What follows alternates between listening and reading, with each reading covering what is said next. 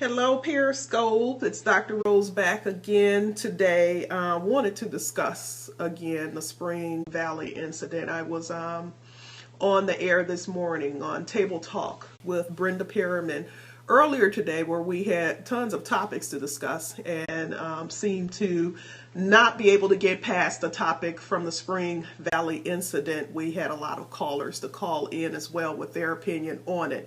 Hi, Marshall. And initially when I was coming on, I'm getting ready to go on the radio in about another 20 minutes to discuss this event as well. Incident, I'll call it. Tragedy, I'll call it. I'm going to discuss that on the radio, but I wanted to just come and discuss some of the things I didn't get a chance to touch base on yesterday. And initially when I was coming on a few minutes ago, when I decided to do a quick Periscope on it, I thought about apologizing for coming to you guys again with this topic, but I don't want to apologize because this is a conversation that needs to be had, and I don't feel that there should be even a tinge of apology there for discussing this. Thanks, Reverend April Hearn. No apologies at all. This whole situation, just as a mother, as a female, as a psychologist, it has really just torn me up inside. It's torn me up inside what has happened to that young girl. But what has torn me up even more, and this is what I want to talk to you guys today, is just the long history that goes along with that. The New York Times actually had published an article today saying, or entitled, "Where are Black children safe? Where are they Black children safe?" And just quickly, the first paragraph says Black children are not allowed to be children. They're not allowed to be safe, not at home, not at pool parties, not driving or sitting in cars, listening to music, not walking down the street, not in school. For Black children, for Black people, to exist is to be endangered. Our bodies receive no sanctity or safe harbor. And when I think about this story, and when I first saw the video, and I saw how the teacher, who happened to be a Black male, stood there and did nothing as he watched this girl assaulted, it just disgusted me. And I was as equally disgusted in that teacher who stood by and did nothing as I was in the police officer. Because let's face it, in this country, we have a long history, doesn't make it right, but a long history of Black women, unfortunately, being treated less than inhumanely by individuals of other races. And there was a time in this country where our Black men did not have the power to stand up for us because it meant their demise.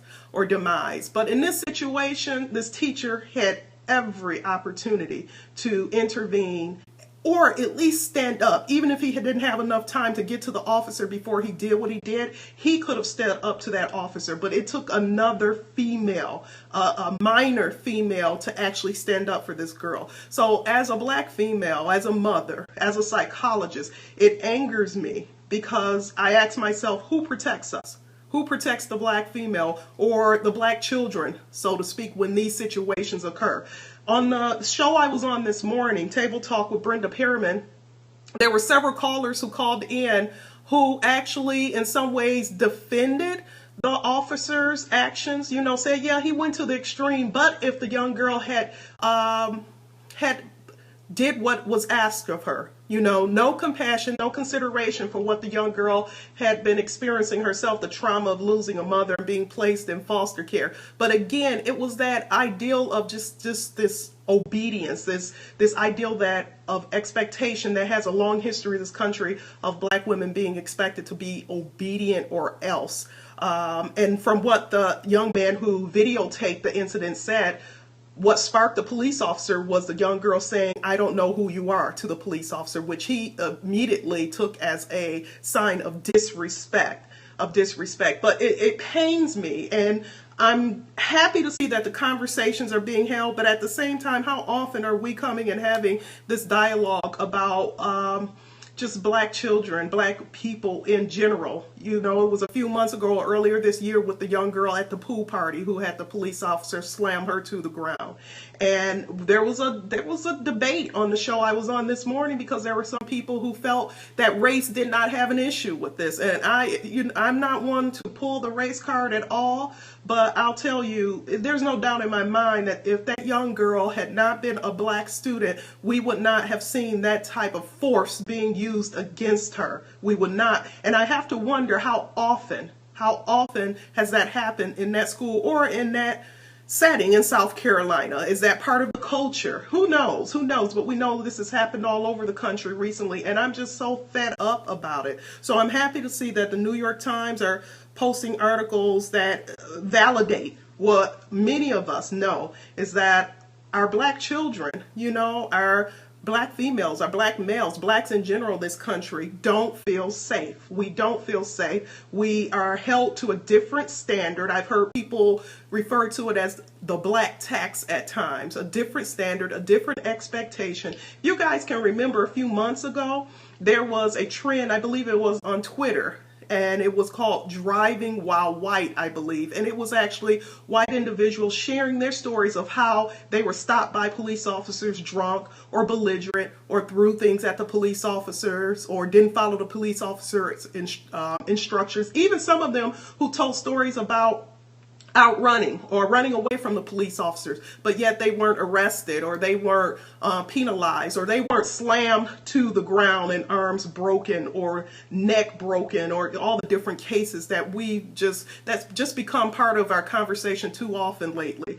So I just want to encourage you guys to just keep this conversation going, and I want you to ask even the men in your lives, the black men in your lives, how they feel about this, because I've been shocked today at the number of black men who I am seeing on social media, as well as who called into the show I was on earlier today, who are discussing, in some ways, giving this girl some blame, you know, by saying if she had just obeyed, it wouldn't have happened, as opposed to being outraged. Like, yeah, we know that the girl did not follow rules. She did not follow the rules in school. However, the fact of what we see in that video, that should not even be the conversation that's being had now. It should be a conversation of what gave that police officer the right to believe that he could do something like that and get away with it. And what was it about that teacher, that black male teacher that stood there and watched this happen,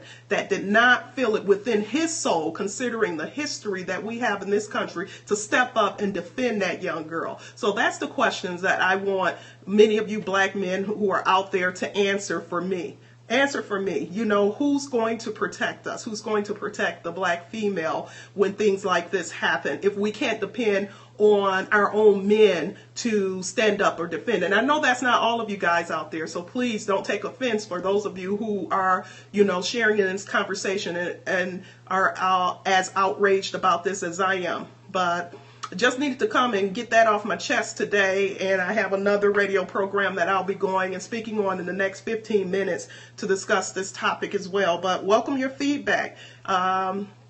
Let's just lift this young lady up in prayer and send her good energy and good vibes. I know there's a GoFundMe page out there, ironically started by a white male, but a GoFundMe page out there for the young lady, for people to make contributions, because as many of you know, she's lost her mother recently and she's been placed in foster care. So I encourage you guys to look up that GoFundMe page.